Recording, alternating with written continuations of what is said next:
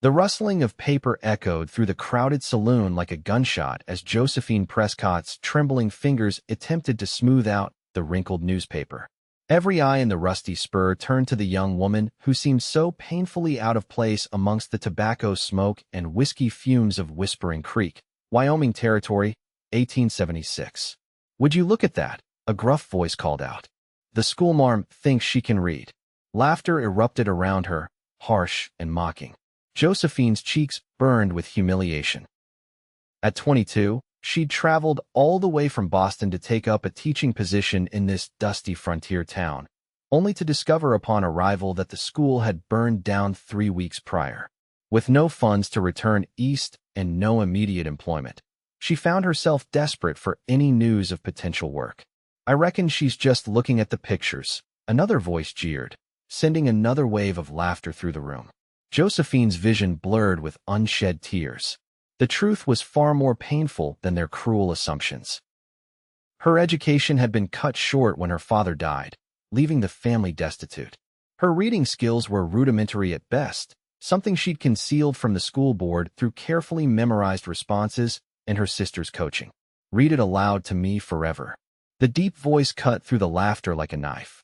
The saloon fell silent as a tall figure emerged from the shadowy corner. Yorick Irvine stood well over 6 feet, his broad shoulders blocking the lamplight as he approached her table. The notorious rancher was known throughout the territory for his fierce independence and the vast acreage of the Diamond Y Ranch. His reputation preceded him, fair but formidable, generous to those who earned his respect, merciless to those who crossed him. "I said," he repeated, pulling out the chair opposite her and sitting down with deliberate slowness. "Read it aloud to me, Mississippi." "Prescott," she whispered. "Josephine Prescott." His eyes, the color of a summer storm, studied her face with unsettling intensity. "My eyes ain't what they used to be after that Cheyenne arrow grazed my temple last spring," he explained, the scar beside his right eye catching the light. "Would be mighty helpful to hear the news."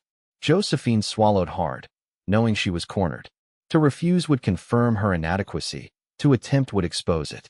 "Perhaps another time, Mr. Irvine," she said, starting to fold the paper. "I was just leaving." His hand covered hers, preventing her from closing the newspaper. His calloused palm was warm and surprisingly gentle against her skin. "Folks around here ain't much for reading," he said quietly, for her ears alone.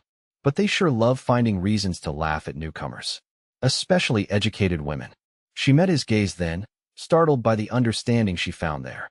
"I insist," he said, louder now so others could hear.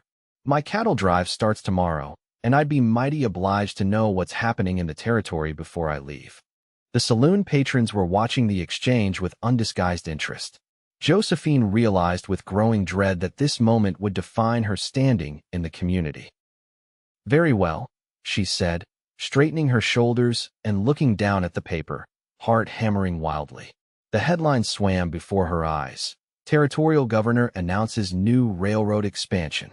She recognized some words, could guess at others, but full comprehension eluded her.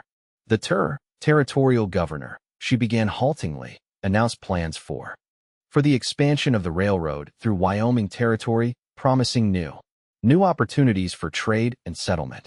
She was guessing more than reading, piecing together what little she understood with what seemed logical. When she dared glance up, Yorick Irvine was watching her with an unreadable expression. "Go on," he encouraged softly. For the next 10 minutes, Josephine stumbled through what she hoped was a reasonable approximation of the newspaper's contents. Some in the saloon lost interest and returned to their drinks. Others continued to watch with smirks. When she finally finished, her throat was dry and her hands shaking. "Much obliged, Miss Prescott," Yorick said, rising to his feet. He tossed a coin onto the table. "For your time." Before she could respond, he addressed the room. "Seems to me a town without a school is in dire need of a teacher with such fine reading skills." His voice carried an undercurrent of warning that silenced any lingering snickers. "I'd wager there's more than a few ranch hands and miners around here who'd benefit from learning their letters." With that, he nodded to her and strode out of the saloon, spurs jingling with each step. Josephine stared after him, bewildered by the encounter. She hadn't fooled him, she was certain of that. Yet he'd not only spared her public humiliation, but suggested a solution to her employment problem. She carefully folded the newspaper, tucked it into her reticule, and left the rusty spur with as much dignity as she could muster. Outside, the setting sun painted the dusty main street in shades of amber and gold. A figure leaned against the hitching post. Yorick Irvine, rolling a cigarette with practiced ease. "Mr. Irvine," she acknowledged cautiously. "Miss Prescott." He struck a match against the post, the brief flare illuminating the hard planes of his face. "I meant what I said in there. This town needs a teacher. The school burned down. My foreman's wife taught their youngsters in their kitchen until she passed last winter. Plenty of folks would pay good money to have their children learn their letters." He exhaled a stream of smoke. Or themselves, for that matter. Josephine clutched her reticule tighter.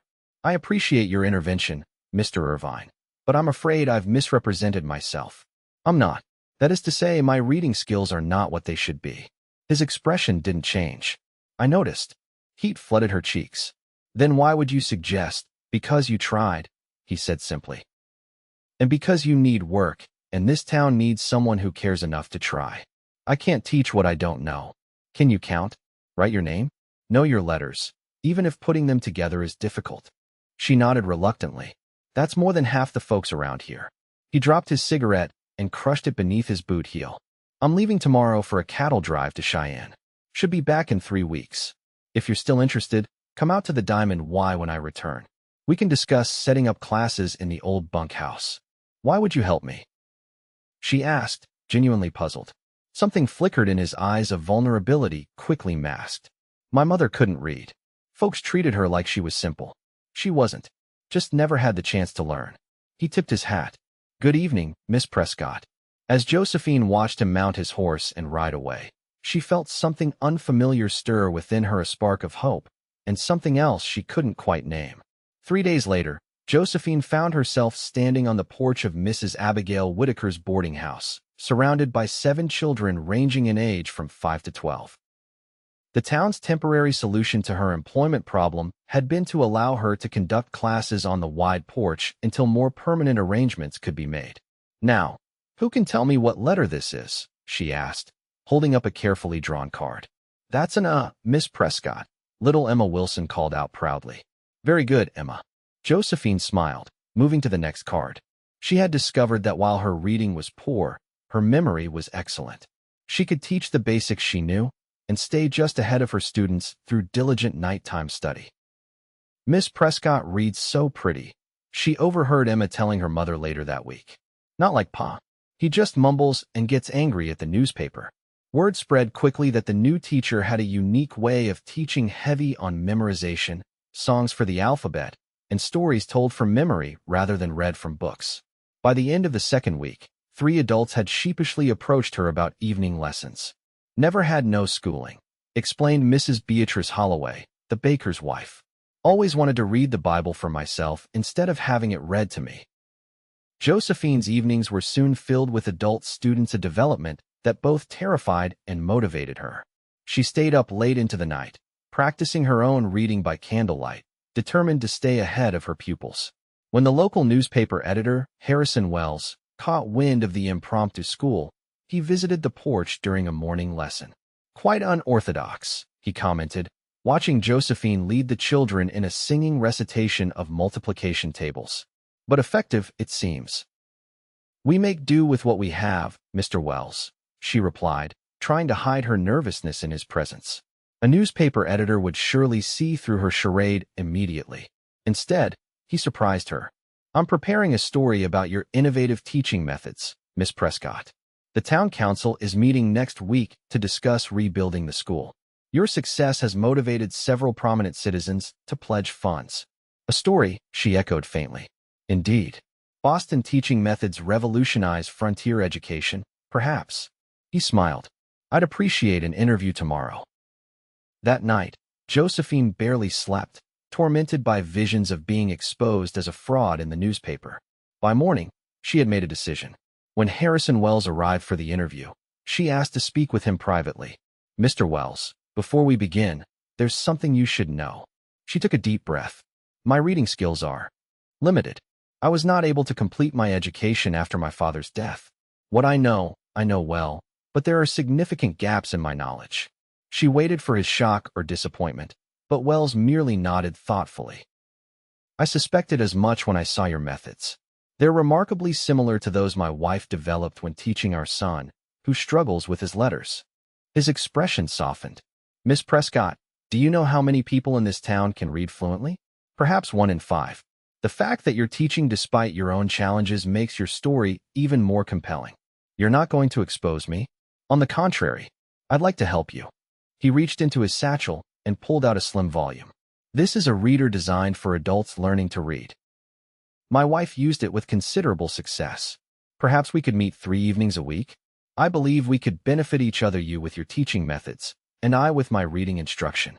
Tears of relief sprang to Josephine's eyes. "That would be. Thank you, Mr. Wells."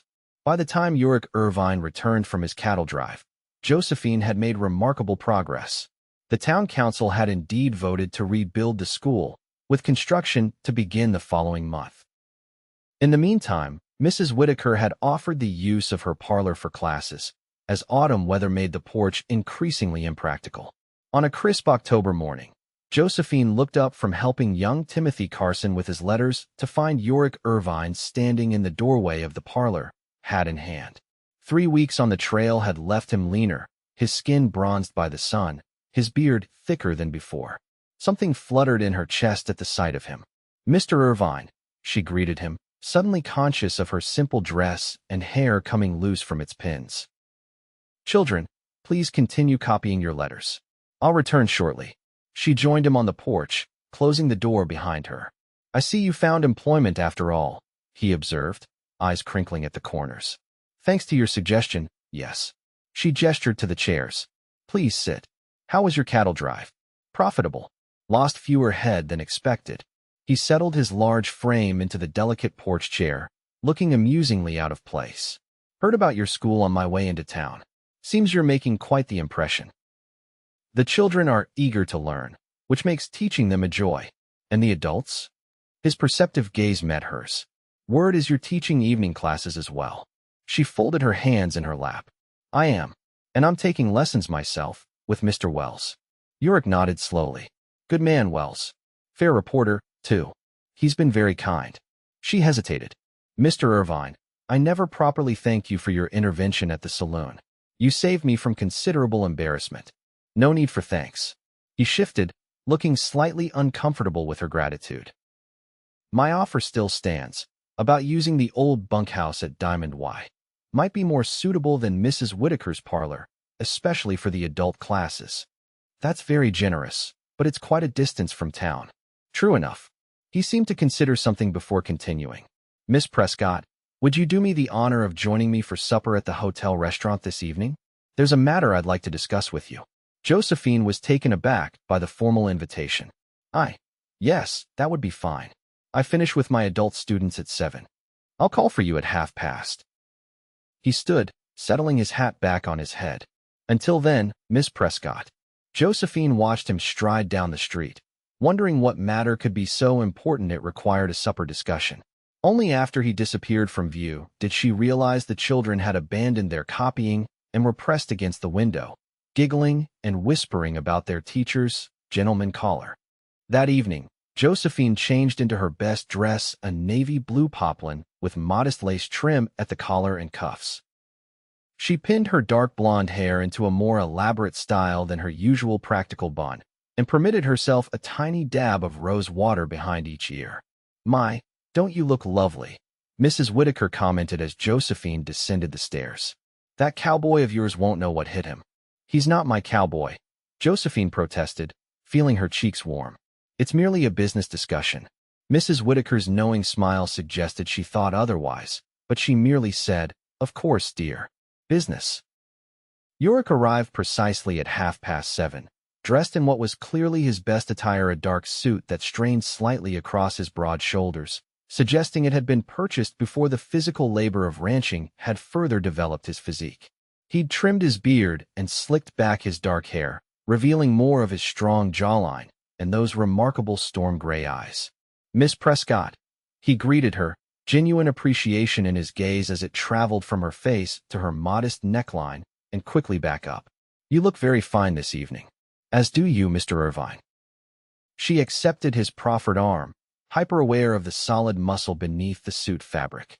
The hotel restaurant was the finest establishment in Whispering Creek, which wasn't saying much. Still, the tablecloths were clean, the glassware polished, and the menu offered more variety than the usual frontier fare. After they ordered roast beef for him, chicken for her, Yorick leaned forward slightly. "I've been giving considerable thought to the school situation," he began without preamble. "The town needs a proper schoolhouse, not just a rebuilt version of the old one-room cabin that burned down." "I agree," Josephine said carefully, "but the town council has already approved the plans. Plans can change." There was a quiet confidence in his voice that suggested he was accustomed to making things happen through sheer force of will. "I've offered to donate the lumber from my sawmill and 2 of my men to help with construction. In exchange, they're considering my proposed modifications." "That's very generous," Josephine said, genuinely impressed. "May I ask what modifications you've suggested?" 2 rooms instead of 1, for starters. Allows for separating the younger children from the older ones. A proper teacher's office. Larger windows for better light. He paused as the waiter delivered their meals. "And living quarters upstairs for the teacher." Josephine nearly dropped her fork. "Living quarters? For me?" "For whoever holds the position," he clarified, though his gaze was direct. "The boarding house is fine for temporary arrangements, but a permanent teacher deserves proper accommodations. It's common back east, I'm told." "It is," she confirmed, thinking of her own childhood teacher who had lived above the schoolhouse in their Massachusetts town. "But that's a significant investment for a town this size." "I've found that people rise to meet expectations," Yorick said, cutting into his roast beef. "Provide a proper school, you attract a proper teacher who stays rather than moves on when something better comes along." The implication was clear. He was creating conditions to encourage her to remain in Whispering Creek permanently. The realization sent an unexpected thrill through her. "There's something else," he continued after they'd eaten in companionable silence for a few minutes. "I've been corresponding with a former Army colleague who now works for the territorial government. There's funding available for adult education programs, particularly in areas where mining and railroad interests need literate workers." Josephine's eyes widened. "Funding? For teaching adults to read?" Yorick nodded. "The application requires a qualified teacher and suitable facilities. With the new school and your position, we could qualify if you're interested." "Of course I'm interested," she said eagerly. "But I'm hardly qualified in the official sense. I have no teaching certificate. Which brings me to my proposition." He set down his knife and fork, giving her his full attention. "The Diamond Y has a small library books my father collected and I've added to over the years. I'd like to engage you to catalog and organize it properly. The work would require you to visit the ranch regularly, perhaps stay a day or 2 when the weather makes travel difficult."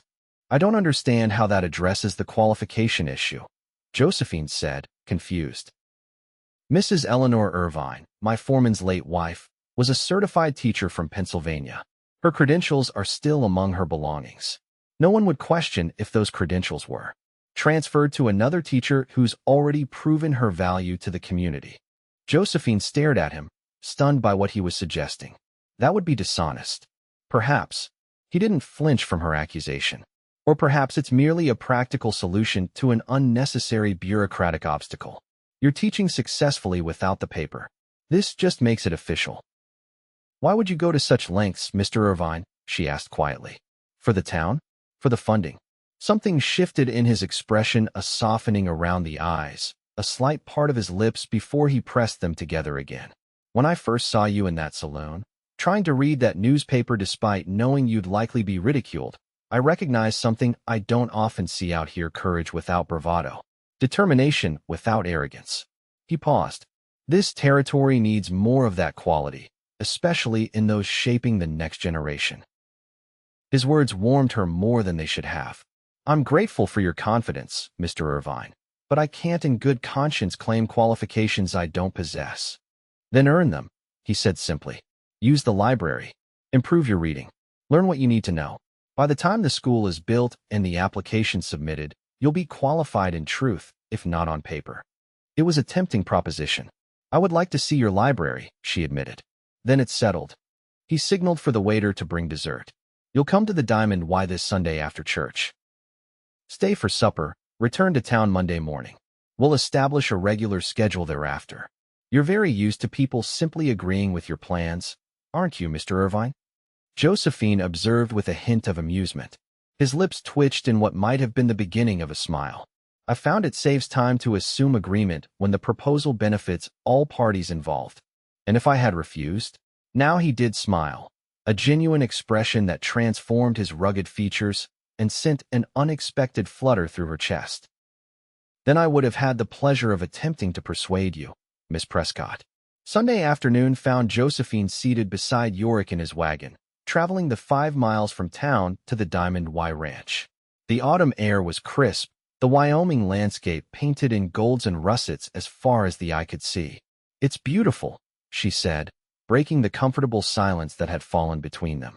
"Different from the forests and hills of Massachusetts, but beautiful in its own way. It grows on you." Yorick agreed, handling the team of horses with casual expertise. "First time I saw it, I thought it was the emptiest place I'd ever encountered. Now I find towns confining. How long have you been here?" "My father established the ranch in '52, when I was 12. Came out from Missouri with little more than a wagon of supplies and big dreams." His expression turned reflective. "Built it up to one of the largest spreads in the territory before he died 6 years ago." "I'm sorry for your loss," Josephine said softly. "He lived the life he chose," Yorick replied. "Not many can say that." As they crested a small rise, the Diamond Y spread out before them, a sprawling complex of buildings centered around a 2-story main house built of sturdy logs. Smoke curled from stone chimneys, cattle grazed in nearby pastures, and cowboys moved about the various outbuildings with purpose. "Home," Yorick said simply, but there was unmistakable pride in his voice. The wagon rolled past a bunkhouse, stables, and various outbuildings before stopping in front of the main house. A gray-haired woman in a practical calico dress emerged onto the porch. "Mrs. Mayhew, my housekeeper," Yorick explained as he helped Josephine down from the wagon, his strong hand spanning her waist momentarily. "She came with my father from Missouri and has been running the household since my mother passed when I was 8. Miss Prescott, welcome to Diamond Y." Mrs. Mayhew greeted her warmly. "Mr. Irvine sent word you'd be joining us. I've prepared the blue room for you and stoked the fire in the library." "Thank you, Mrs. Mayhew," Josephine replied, instantly liking the woman's no-nonsense manner. The interior of the ranch house surprised Josephine with its refinement. Though built of frontier materials, the rooms were well-proportioned and furnished with a mixture of practical pieces and unexpected luxuries: a grandfather clock in the entryway, oriental carpets in the parlor, oil paintings on the walls. "Your home is lovely," she told Yorick as he led her down a hallway. "My father believed in building to last," he replied. "Said if you're going to put down roots, make sure they go deep." He pushed open a heavy oak door. "The library." Josephine stepped into the room and caught her breath. Bookshelves lined 3 walls from floor to ceiling, filled with leather-bound volumes. A large desk stood near windows that overlooked the eastern pastures. 2 leather armchairs flanked a river rock fireplace where a welcoming fire crackled. "This is extraordinary," she managed, moving toward the nearest shelf with an almost reverent expression. "I've never seen so many books outside of Boston." "My father believed education was the great equalizer," Yorick explained, watching her reaction with evident satisfaction. "He had little formal schooling himself, but taught himself through books. Made sure I had access to learning he never did." Josephine ran her fingers lightly over the spines of several volumes. "These are organized by subject," she observed. "Roughly, my father had a system that made sense to him. After he died, I'm afraid things became somewhat disordered as I added to the collection." He moved to stand beside her. "I thought perhaps we could start with an inventory, then develop a proper cataloging system." "I'd be happy to," she said, then hesitated. "Though I should warn you, some of these more advanced texts may be beyond my current reading abilities." "Then we'll consider this an opportunity for mutual benefit," he replied. "You'll organize my library, and in the process, improve your reading skills." His proximity was suddenly distracting, the clean scent of soap and leather, the warmth radiating from his tall frame. Josephine stepped away under the pretense of examining another shelf. "Where would you like me to begin?" she asked, proud of how steady her voice sounded. "Perhaps with these," he suggested, moving to a shelf of what appeared to be novels. "My mother's collection. Stories mostly, some poetry. Might be more engaging than my father's treatises on cattle breeding and territorial law." For the next several hours, Josephine lost herself in the pleasure of handling the books, making notes of titles and authors while Yorick occasionally assisted or explained the provenance of particular volumes. They worked companionably, and Josephine found herself relaxing in his presence. "This was your mother's favorite," he said at one point, handing her a worn copy of Jane Austen's Pride and Prejudice. "She read it aloud to me when I was young. I complained bitterly about the lack of Indians or gunfights, but secretly enjoyed the wit of it." Josephine smiled at the image of a young Yorick reluctantly listening to Austen. "My mother read to us as well, mostly Bible stories and moral tales. Perhaps you could read some of this aloud," he suggested casually. To practice. The request reminded her of their first meeting. "Read it aloud to me forever," he had said in the saloon. The memory sent an unexpected warmth through her. "I'd be happy to try," she said, opening the book to the famous first line. "It is a truth universally acknowledged, that a single man in possession of a good fortune must be in want of a wife." Her reading was still halting, but Harrison Wells' tutoring had improved her skills considerably. Yorick listened without interruption, occasionally nodding encouragement when she looked up. After several pages, she paused. "Your mother had excellent taste in literature." "She was a remarkable woman." There was something in his tone that invited further questions. "How did she come to be in Missouri?" "It seems she had some education." Yorick settled into one of the armchairs, indicating she should take the other. "She was the daughter of a St. Louis merchant. Met my father when he came to sell furs. By all accounts, it scandalized her family when she chose to marry a rough trapper with big dreams and empty pockets. They must have loved each other very much." "They did." His expression softened with the memory. "Even after years of frontier hardship that would have broken most women from her background. She taught me to read and write, insisted on manners even when we were living in a one-room cabin. When she died of fever, my father nearly followed her from grief." "I'm sorry," Josephine said softly, "to lose your mother so young." "It shaped me," he acknowledged. "Made me value certain qualities in people: resilience, adaptability, inner strength." His gaze met hers. "Qualities you seem to possess in abundance, Miss Prescott." The compliment caught her off guard. "I'm simply doing what anyone would do in my circumstances." "No," he said with quiet certainty. "Most would have given up and returned east at the first setback. You stayed and created an opportunity from adversity." Before she could respond, Mrs. Mayhew appeared in the doorway to announce supper was ready. The meal was simple but excellent: roast chicken, vegetables from the ranch's kitchen garden, fresh bread, and apple pie for dessert. Conversation flowed easily between discussions of the library project, local news, and sharing of personal histories. Josephine found herself laughing more than she had in months as Yorick recounted tales of his early ranching misadventures. "I had no idea managing cattle would be so mathematical," she commented as they discussed the complexities of breeding stock. "There's an entire science to it." "Most occupations have hidden depths," he agreed. "Which reminds me, I have something for you." He rose and left the dining room briefly, returning with a small wooden box which he placed before her. "What's this?" she asked, surprised. "Open it." Inside, she found a set of alphabet blocks, beautifully carved and painted with letters, numbers, and simple pictures. "I remembered you didn't have many teaching materials," he explained. "My foreman, Jackson, carves as a hobby. I asked him to make these for your youngest students." Josephine was touched by the thoughtfulness of the gift. "These are wonderful. The children will love them.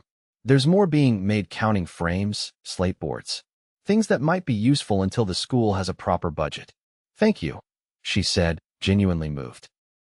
For all of it, the library access, the support for the school, these gifts. "It's selfish, really," he said with a hint of self-deprecation. "An educated community is good for business. Ensures the next generation stays and builds rather than drifts away." She sensed there was more to his motivation than mere business considerations, but didn't press.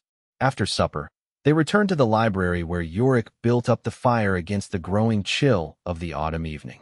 Josephine resumed her reading aloud from Pride and Prejudice, gaining confidence with each page.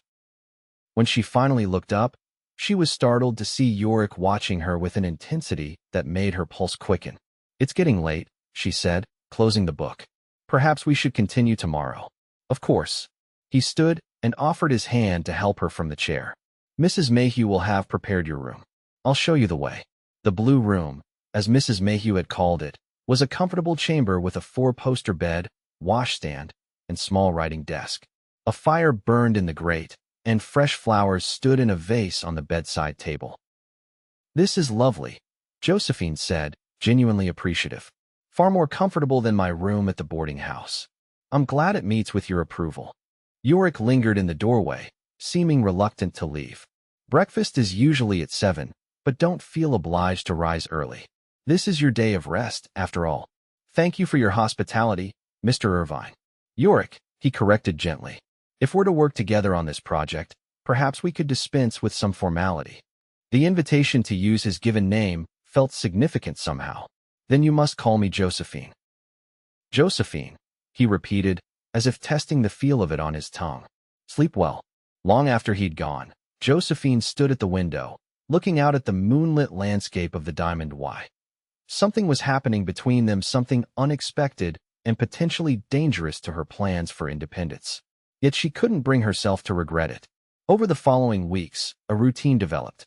Josephine would travel to the Diamond Y every Sunday after church, staying overnight to work in the library. Yorick would join her when his ranch duties allowed, often in the evenings when they would read aloud to each other by the fire. Her reading skills improved dramatically with the constant practice and Yorick's patient assistance. In turn, she brought order to his library, creating a catalog system that made finding specific volumes easy. November brought colder weather and the first snowfall. The new schoolhouse was taking shape in town, with the 2 classrooms Yorick had advocated for and living quarters above. Josephine's students, both children and adults, continued to progress, giving her a deep sense of satisfaction. One Sunday in late November, a sudden blizzard made the return journey to town impossible. Josephine found herself snowed in at the Diamond Y for 3 days. Far from being an inconvenience, the unexpected extension of her stay deepened her connection with Yorick. On the second evening, as they sat in the library with a winter storm howling outside, Yorick broached a subject they'd both been avoiding. "There's talk in town," he said carefully, looking into the fire rather than at her. "About us." Josephine's hands stilled on the book she was cataloging. "What kind of talk?" "The usual speculation when a bachelor spends time with an unmarried woman." His tone was neutral, but she could sense tension beneath the surface. "Mrs. Whitaker has apparently been sharing her theories about our courtship with anyone who'll listen." "I'm sorry," Josephine said, feeling heat rise to her cheeks. "I can speak with her, no need for apologies," he interrupted, finally looking at her. "But it does raise a question I've been considering for some time." Her heart began to beat faster. What question? Whether there might be truth to the speculation. He set aside the book he'd been holding and moved to kneel beside her chair, taking her hands in his. "Josephine, I find myself thinking of you constantly. Your courage, your determination, your gentle spirit. They've captured me completely."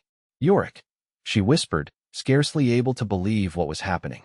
"I know it's sudden," he continued, his usually confident voice tinged with uncertainty. "And perhaps presumptuous. You came west for independence, not to attach yourself to a rough rancher with calloused hands and limited social graces." "Your hands are perfect as they are," she said softly, turning his palm upward and tracing the hard-working lines with her fingertip. "And there's nothing rough about you except perhaps your exterior, which I find rather appealing." Hope kindled in his eyes. "Then you might consider. That is to say, would you permit me to court you properly? With the intention of marriage, should our feelings prove compatible?" The directness of his proposal took her breath away. In Boston, courtship was a delicate dance of hints and suggestions. Here on the frontier, apparently, a man stated his intentions plainly. "I would like that very much," she answered honestly. His smile transformed his face, erasing years of care and solitude. Slowly, giving her every opportunity to withdraw, he leaned forward and pressed his lips to hers in a kiss of such tenderness it brought tears to her eyes. When they parted, he rested his forehead against hers. "I've wanted to do that since you stood up to those fools in the saloon. I've wanted you to since you asked me to read aloud to you," she confessed. He chuckled, the sound warming her from within. "Then we've both been exercising considerable restraint. Perhaps too much," she suggested boldly, and was rewarded with another kiss. This one deeper and more confident. By the time the snow cleared enough for travel, their courtship was well established. Yorick drove her back to town himself, making their connection public by escorting her directly to the boarding house and formally requesting permission from Mrs. Whitaker to call on Josephine regularly. The town's reaction was predictably mixed. Some, like Harrison Wells and his wife, expressed genuine pleasure at the match. Others seemed surprised that the confirmed bachelor rancher had finally been caught. A few expressed concern that Josephine was attaching herself to Yorick for financial security rather than affection. "Let them talk," Yorick said when she shared these concerns during one of their evening walks. "They'll find something new to gossip about soon enough." December brought the completion of the schoolhouse and a community celebration to mark its opening.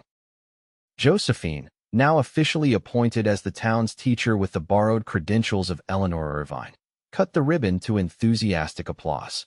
"Speech," someone called from the crowd. Josephine stepped forward, heart pounding. Public speaking still made her nervous, despite her daily practice with students. "When I arrived in Whispering Creek 3 months ago, I found a town without a school, but not without a thirst for knowledge," she began. "From the youngest child to the oldest adult who has joined our evening classes, I have witnessed courage and determination that humbles me daily." She caught Yorick's eye in the crowd, drawing strength from his proud smile. "This building represents more than education. It represents community, progress, and faith in the future. I am honored to be part of that future and promise to do my utmost to justify the trust you've placed in me." As the crowd dispersed to enjoy the refreshments provided by the Ladies' Aid Society, Yorick approached her, eyes warm with admiration. "Eloquently said, Miss Prescott," he commended her, "though you neglected to mention your own role in making this happen." "I merely stepped into an opportunity," she demurred. "You're the one who donated the lumber and pushed for the expanded design.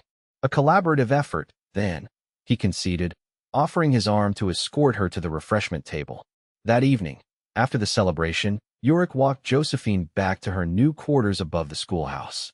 The rooms were simple but comfortable, with furniture donated by various townspeople and feminine touches Josephine had added herself. "It feels strange to have my own home after boarding for so long," she commented as they stood in the small parlor. A fire crackled in the grate, casting a warm glow over the modest space. "It suits you," Yorick said, looking around with approval, "though it seems very quiet after the bustle of today's festivities." "I'll grow accustomed to it," she said, though privately she agreed. After years in a house full of family and months at the boarding house, solitude felt unfamiliar. Yorick seemed uncharacteristically hesitant, standing with his hat in his hands instead of taking the seat she offered. "Josephine, there's something I need to ask you." Her heart skipped. "Yes." "Christmas is approaching," he began. "I'd like you to spend it at the Diamond Y. Mrs. Mayhew always prepares an elaborate dinner, and the house could use a woman's touch for decorations." He paused. "But more than that, I'd like you to consider making it your home permanently." Josephine's breath caught. "Are you asking?" "I'm asking you to marry me," he confirmed, crossing the room to take her hands in his. "I love you, Josephine. These past months have shown me that life without you would be empty, regardless of how many cattle or acres I possess." Tears welled in her eyes. "Oh, Yorick." Concern crossed his features. "If it's too soon—" "No," she interrupted. "It's not too soon. I love you too. I have for weeks now." Relief and joy transformed his expression. From his pocket, he withdrew a small velvet box. "This was my mother's," he said, opening it to reveal a delicate gold ring set with a single pearl surrounded by tiny diamonds. "My father gave it to her when they were courting. I'd be honored if you would wear it." "It's beautiful," she whispered as he slipped it onto her finger. "And yes, Yorick Irvine, I will marry you." His kiss was tender yet passionate, sealing their promise to each other. When they finally parted, both were breathless. "Christmas at the Diamond Y sounds perfect," she said. "When should we tell people?" "Why wait?" he suggested. "The whole town is already speculating. Let's confirm it tomorrow." They were married 2 days before Christmas in the newly completed schoolhouse, decorated with evergreen boughs and red ribbons for the occasion. Harrison Wells performed the ceremony, having recently been appointed Justice of the Peace in addition to his newspaper duties. Josephine wore a cream-colored dress ordered from Denver, arriving just in time for the wedding. Yorick cut a striking figure in a new black suit, his gray eyes never leaving his bride throughout the ceremony. "I now pronounce you husband and wife," Wells declared to the assembled townspeople. "You may kiss your bride." Yorick lifted Josephine's veil and looked into her eyes with such tenderness it made her heart ache. "Forever," he whispered before claiming her lips in a kiss that promised exactly that. The reception that followed was a community celebration, with everyone from the wealthiest merchants to the poorest miners joining in the festivities.